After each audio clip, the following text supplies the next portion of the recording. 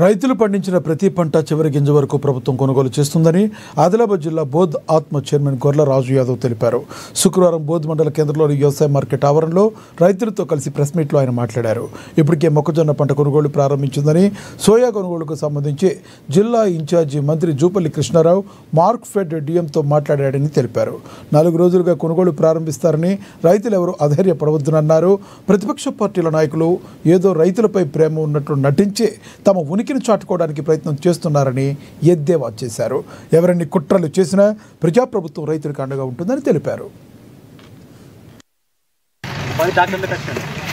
రైతులు సోయా పంట పండించి మార్కెట్లో దాదాపు 15 రోజులైంది.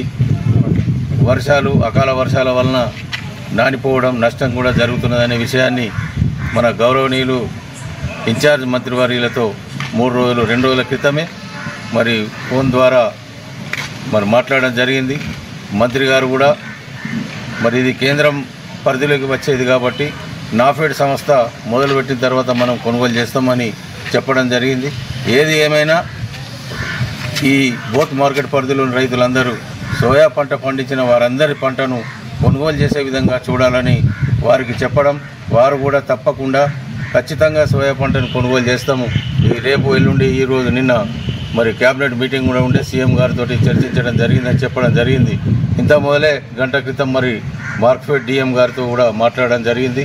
వారు కూడా మంగళవారం వరకు ఎట్టి పరిస్థితుల్లో మనం కొనుగోలు చేపడదాం, ఎందుకంటే వాతావరణ పరిస్థితులు అనుకూలించడం లేదు. వర్షాలలో అయితే కొనలేము కాబట్టి రైతులు అధైర్యపడవద్దు.